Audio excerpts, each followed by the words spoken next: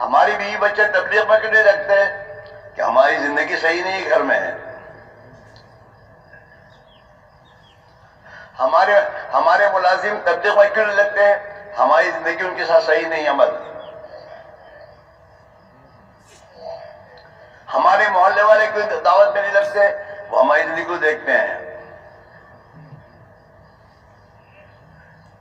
اور کوئی بھی دنیا کا تاجر کسان اپنی محنت مزدوری جو کرتا ہے تجارت میں اور کھیتی میں، وہ نفع دیکھتا ہے، مجھے نفع کتنا ملا،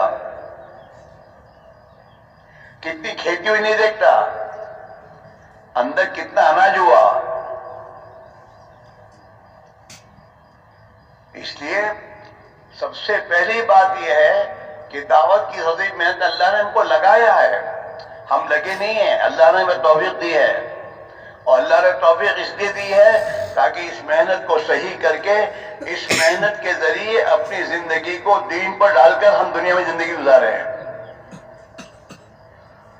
اور ہر مسلمان کو اس محنت پر کھڑا کرے۔ اس لیے کہ ہر مسلمان کی زندگی میں دین یہ مطلوب ہے کہ ہر مسلمان کی زندگی کا دین اس کی زندگی میں آئے۔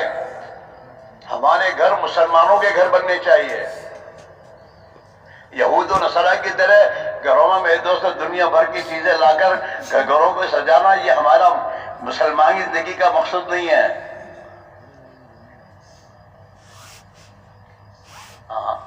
اللہ کے نبی نے اپنی امت کو سادہ زندگی بتائی ہے، سادگی کے ساتھ رہو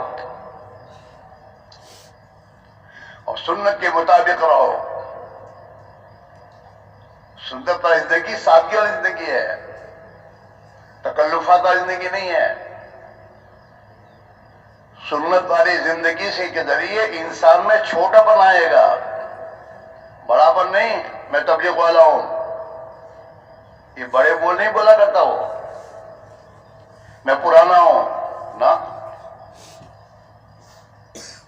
میں اللہ کا بندہ ہوں۔ اس میں یہ جب میں کہتا اللہ کا بندہ ہوں، میرا ملازم بھی اللہ کا بندہ ہے، میں بھی اس کا اللہ کا بندہ ہوں۔ لہذا مجھے اپنے ملازم کے ساتھ چھوٹا بن کے رہنا ہے، سیٹ بن کر نہیں۔ میرے اخلاق، میرے بولنے کا یہ میرا درد نہیں ہوگا بھائی، آ جاؤ کرو۔ ہمارا ملازم ہمارے اخلاق کو دیکھ کر ہماری بات کو مانے گا، ہماری اولاد ہمارے اخلاق کو دیکھ کر ہمارے سامنے سرنڈر ہو جائے گی۔ ابا کہہ رہے ہیں ہمارے محلے کے لوگ ہماری زندگی کو دیکھ کر ہمیں سلام کریں گے۔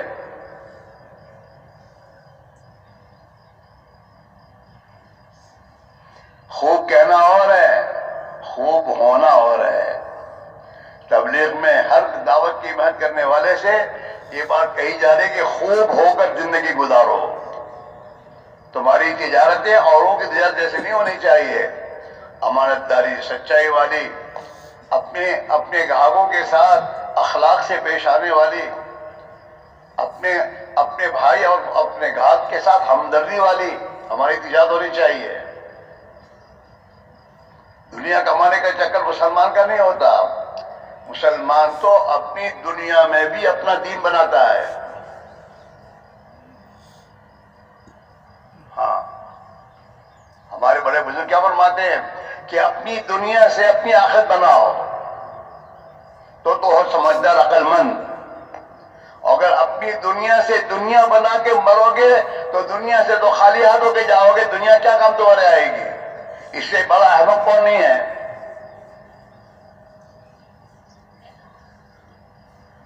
ہاں، رہتا ہے کراچی میں اور لاہور میں بنگلہ بنا رہا ہے، کیا کہو گے؟ احمق آدمی ہے۔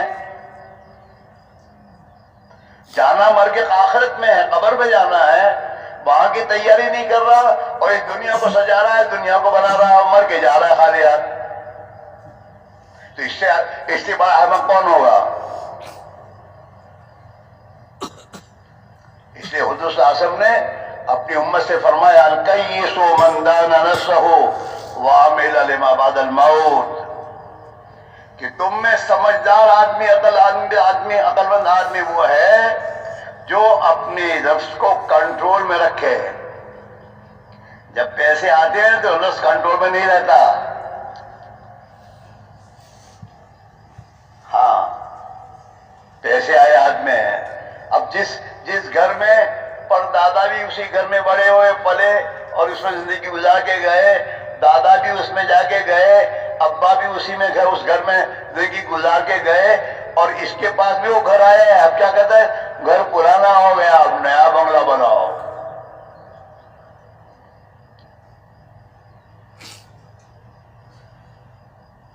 اب اس سے سوچتی دوسری باتیں. گاڑی موجود اچھی گاڑی ہے, گھر سے دکان پہ جانا ہے, دکان سے گھر پہ آنا ہے, کافی ہے.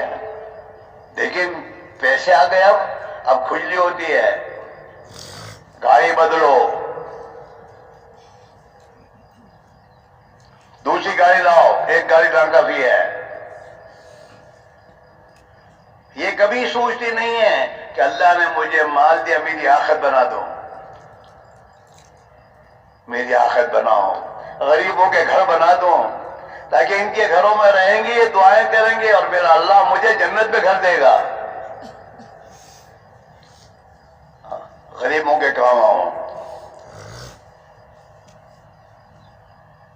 ہاں ہمیں اپنے محلے کے غریبوں کا کچھ پتہ نہیں ہے کیا ہے, ان کا حال کیسا ہے,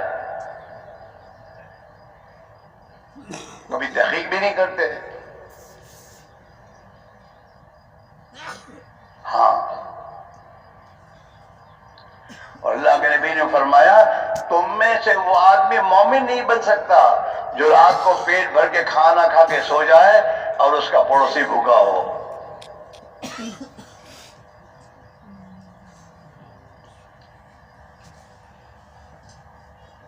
الدین والنصیحہ, دین تو پورا ہمدردی کا نام ہے. ہمارے اندر ہمدردی آئے, اپنے ملازمین کی ہمدردی ہم خود غرض نہ ہو, میرا کام کرے گا پیسہ ملے گا جا, ایسی بات نہیں ہماری. ہمارے دلوں میں ہمدردی ہونی چاہیے اپنے ملازم کی. ہاں عید آنے سے پہلے پوچھے ہم کہ بھائی کیا بچوں کی کپڑے سلائے تو نے,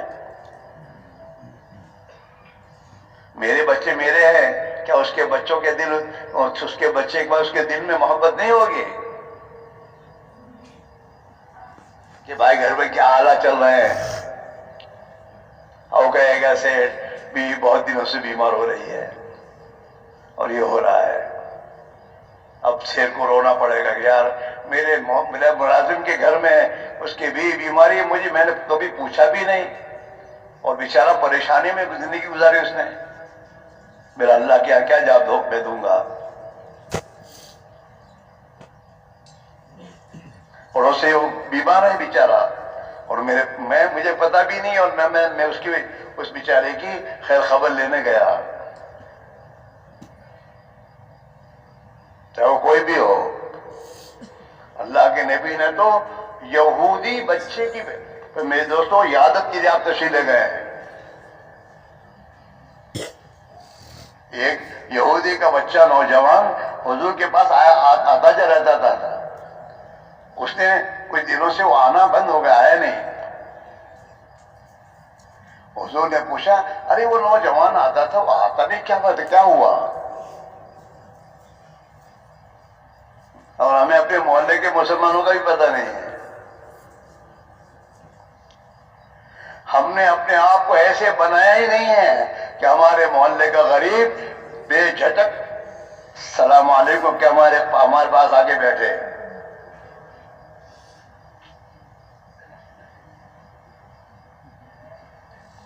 صحابہ نے کہا حضور تو بیمار ہے, اچھا چلو اس کی عیادت کے لیے جائیں گے. تو حضور اپنے صحابہ کو لے کر اس کے گھر گئے عیادت کے لیے اس بچے کی.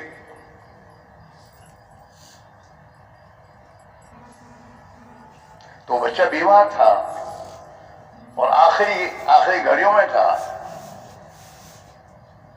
حضور تشریف لے گئے اور وہاں اس کی عیادت کے لیے بیٹھے. اس کا باپ بھی وہاں موجود تھا. اللہ کے نبی نے تلقین کی کہ پڑھ لے لا الہ الا اللہ محمد الرسول اللہ. اس وقت بھی اللہ کے نبی کو یہ فکر ہے کہ دنیا سے ایمان کے ساتھ جائے تاکہ جہنم کی آگ سے بچ جائے. ہمیں تو اپنے محلے کے مسلمانوں کی ہمدردی نہیں ہے. محلے میں کتنے ہمارے بھائی بے نمازی ہیں، نماز سے غفلت میں ہیں، اپنی زندگیوں کے رخ کو غلط کیے ہوئے ہیں، رات دن دیکھ رہے ہیں، لیکن وہ بچے نے اپنے باپ کی طرف نگاہ اٹھا کے دیکھی تو باپ نے کہا اطع ابا القاسم. حضور کی کنیت ابا القاسم تھی کہ ابا القاسم جو کہہ رہے ہیں مان لے. بچے نے کہا اشہد ان لا الہ الا اللہ واشہد ان محمد رسول اللہ، اور اللہ کو پیارا ہو گیا.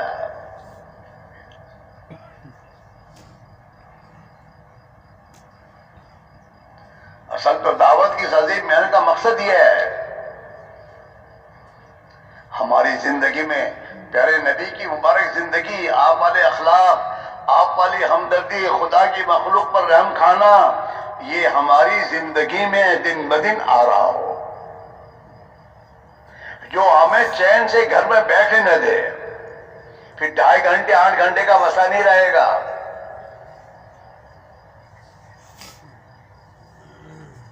پھر ہم میں سے رات بھی جماعت کو لے کر جائے گا تو جماعت کے 15 ساتھیوں کی اس کے دل میں ہمدردی ہوگی اور ان کی خیر خواہی ہوگی تو وہ چین سے بیٹھے گا نہیں. 24 گھنٹے ان لوگوں کے ساتھ رہ کر انہیں دین سکھائے گا، دین کی باتیں سمجھائے گا، دعوت کی محنت کو سمجھائے گا کہ یہ اللہ کا بندہ بن کر اور نبی کا امتی بن کر جائے. اس کی نماز صحیح ہو جائے، اس کا کلمہ صحیح ہو جائے، یہ گشت کرنے والا گشت کا طریقہ سیکھ لے، اس کی زندگی میں اخلاق کیسے آ جائیں، سنت والی زندگی کیسے آئے.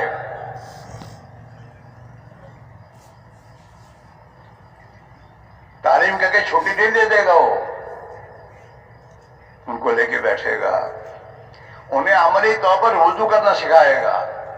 اپنی جماعت میں عالم دین ہے تو عالم دین کے پاس بیٹھ کر ان سب کو فارغ وقت میں دین کی باتیں، سنت طریقے، کھانے کے پینے کے، 24 گھنٹے کی زندگی سنت پر گزرے اور یہ 40 دن سنت کے مطابق اپنی زندگی گزار کر اپنے گھر جا رہا ہو.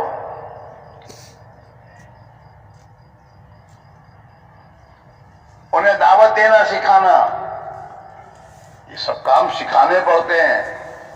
ہاں، جو ذمہ دار ہوتا ہے جماعت کا وہ تو میرے بھائیوں اسے تو چین سے نیند نہیں ہوتی. ہاں، اللہ نے موقع دیا ہے مجھے، یہ 15 ساتھی میرے ساتھ چلے ہیں، یہ اللہ کرے ان کی نماز صحیح ہو جائے، ان کا کلمہ صحیح ہو جائے، ان کا فکر دین والا بن جائے، یہ گشتوں کی پابندی کرنے والے بن کر جائیں. اس کے لیے میرے دوستو یہ ایک ایک کو لے کے بیٹھ کر ان کو ایک ایک بات پلائے گا اور رات کو ان کے خدا کے سامنے روئے گا، انہیں قبول کروائے گا.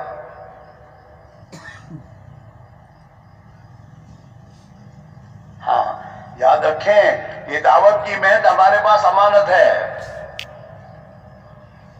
ہماری بستی علاقے والے ہمیں تبلیغ والے کہتے ہیں، تبلیغ والا. اور ہمارے محلے کے لوگ ہمارے ساتھ جماعت میں نکلتے ہیں. ہمارے پاس ایک عمل ہمارے پاس امانت ہے اور امانت کی حفاظت کرنا بہت ضروری ہے.